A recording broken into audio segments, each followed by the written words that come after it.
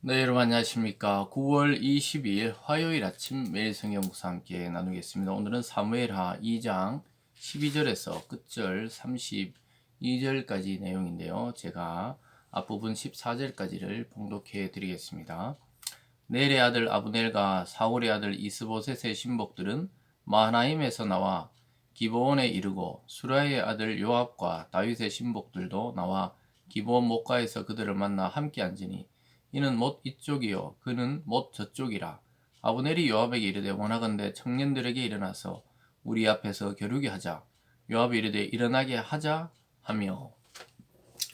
오늘 본문의 내용 전체를 중심으로 상처만 남긴 전쟁, 상처만 남긴 전쟁이라는 제목으로 말씀을 증거하겠습니다. 어제 다윗은 유다 한 지파의 왕으로 우선 세움을 받게 되고, 또 나머지 지파들은 사울의 아들이었던 이스보셋의 그 아들을 중심으로 왕을 세우고 자기들끼리 또 왕을 만드는 장면을 보게 됩니다.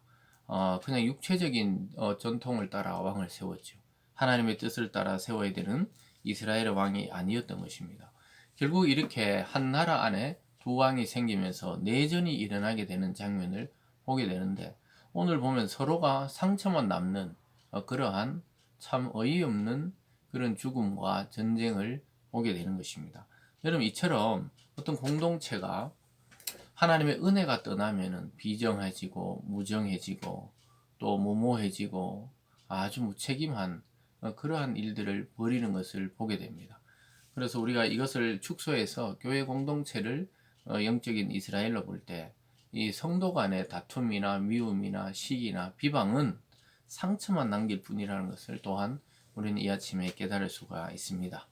오늘 첫 번째로 보면은 그러한 무모한 전쟁 때문에 애꿎은 죽음을 갖는 이 청년들이 보게 됩니다.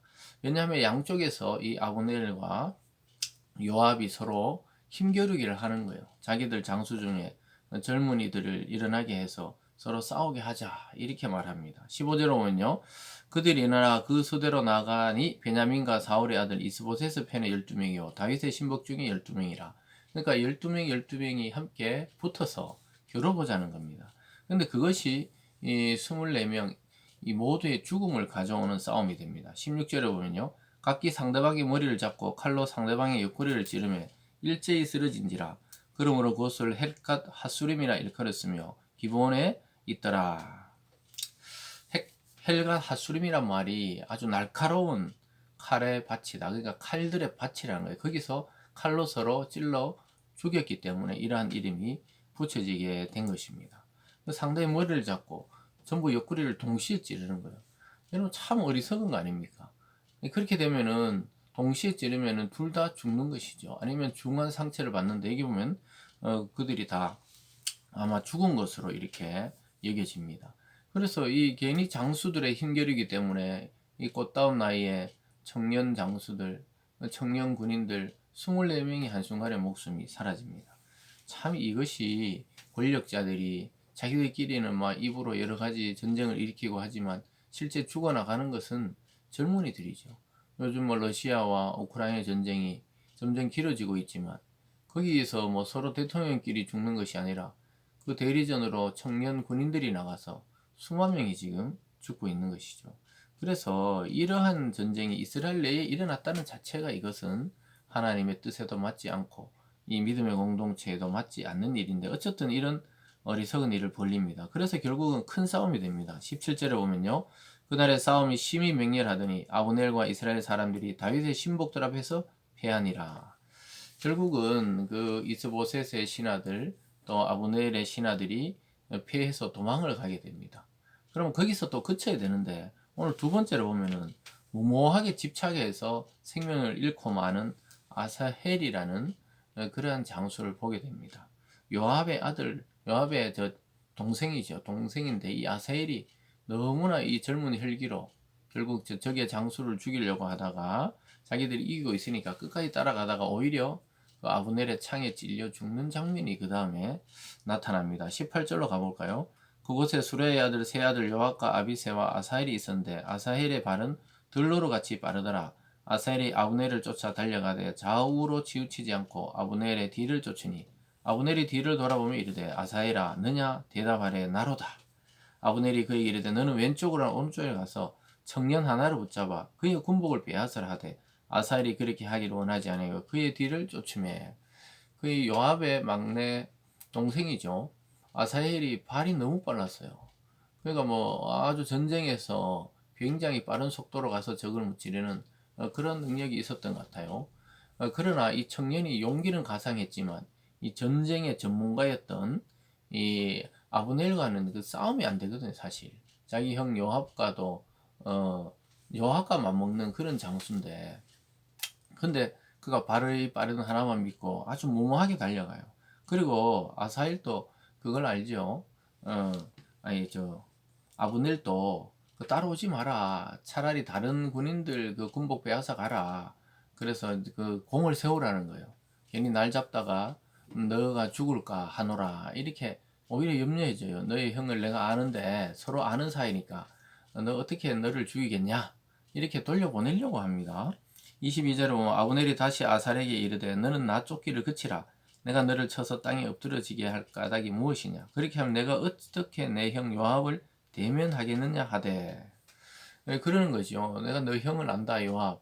나도 이스보셋의 신복이고 너희 형은 다윗의 신복인데 이 장수끼리 서로 잘 아는 사이죠. 원래 여기 전쟁을 일으킬 만한 그런 공동체가 아니었는데 이렇게 내전이 생긴 거죠. 그렇기 때문에 가라는 거예요. 내가 너 누구 동생인지 안다 가라. 이렇게 하는데도 이 젊은이의 이 무모한 집착, 그 공적을 세우고 승리를 잡아야 되겠다는 그 무한 집착이 결국 자기 죽음을 불러옵니다. 23절입니다. 그가 물러가기를 거절하며 아브넬이 창 뒤끝으로 그의 배를 찌르니 창이 그의 등을 꿰뚫고 나간지라. 곧 그곳에 엎드려 죽음에 아사엘이 엎드려 죽은 곳에 이르는 자마다 머물러 섰더라.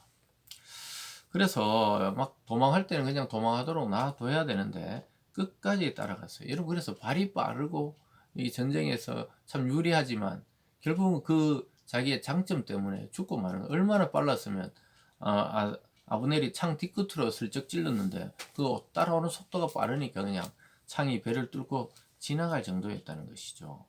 그래서 결국은 이 아브넬을 죽여서 완전히 끝내려고 했는데 이 젊은이는 지혜가 부족했던 것이죠. 타협하고 또 서로 위로하고 전쟁에 나섰지만 동족이란 걸 늘 인식해야 되는데 승리의 눈이 머니까 참 자기 목숨이 이렇게 순간적으로 사라져 버리고 말았던 것이죠. 오늘 마지막 세 번째로는 싸움의 결과가 뭐냐? 둘 다 상처를 남기게 된 것이죠. 27절로 내려가 보면요. 요압이 이르되 하나님이 살아계심을 두고 맹세하노니 내가 말하지 아니하였다면 무리가 아침에 각각 다 돌아갔을 것이요 그의 형제를 쫓지 아니하였으리라 하고 요압이 나팔을 불며 온 무리가 머물러 섰고 다시는 이스라엘을 쫓아가지 아니하고 다시는 싸우지도 아니하니라. 이처럼 서로 이제 그만하자 이렇게 아브넬이 요청하니까 요압도 이제 그만하자 이렇게 해서 나팔을 불어서 군인들을 다 이제 다시 퇴각시키고 정리하는 모습을 보게 됩니다. 결국은 그 결과가 어떻게 되느냐 30절에 요압이 아브넬 쫓기를 그치고 돌아와 무리를 다 모으니 다윗의 신복 중에 19명과 아사헬이 없어졌으나 다윗의 신복들이 베냐민과 아브넬에게 속한 자들 쳐서 360명을 죽였더라. 여러분 아사헬 그 20명이 죽고 또 이쪽에서는 이스보셋의 신복들은 360명이 결국은 이스라엘 젊은이들이 이렇게 전장에서 수백 명이 죽게 되었다는 것이죠. 32절에 무리가 아사헬을 들어올려 베들레헴에 있는 그의 조상묘에 장사하고 요압과 그의 부들이 밤새도록 걸어서 헤브론에 이른 때 날이 밝았더라. 이 결과가 뭡니까? 결과가 씁쓸해요. 결국은 요압의 동생이 참 어이없이 아브넬을 쫓다 죽게 되고 그리고 또 아브넬의 장수들도 360명이나 죽고 또 요압의 장수들도 20명 가까이 죽게 되는 결과가 결국 죽음으로 끝나고 말아요. 이 결과가 없어요. 왜냐하면 블레셋이나 또 이 상대적인 그 적을 쳤던 게 아니라 자기들끼리 싸우는 거는 자기들의 그냥 동족들만 죽어나가는 뿐이죠. 그래서 모두에게 상처만 남긴 전쟁이 되고 말았습니다. 사랑하는 여러분, 그래서 믿음의 공동체에 제일 위험한 것이 분열이 되는 것이고 의견이 나누어지는 것이고 서로 비방하고 결국은 다투게 되는 것입니다. 그러면 결과는 서로 상처만 남게 됩니다. 그리고 특별히 교회 공동체에서는 성령이 하나 된 것을 반드시 지켜야 됩니다. 분열되지 말고 상대를 나보다 낮게 여기며 그런 마음으로 또 그리고 무모하게 자기 능력이 있다고 무모하게 어떤 걸 추진하거나 이러지 말아야 한다는 것을 오늘 잘 보여주고 있습니다. 여러분, 우리가 살아가다가 참 어떤 다툼에 빠질 때도 있고 또 어떤 의견이 다른 것 때문에 팽팽한 긴장감이 있을 수도 있습니다. 그러나 거기까지죠. 거기까지 해야지. 그 일 자체를 해결하려고 해야지.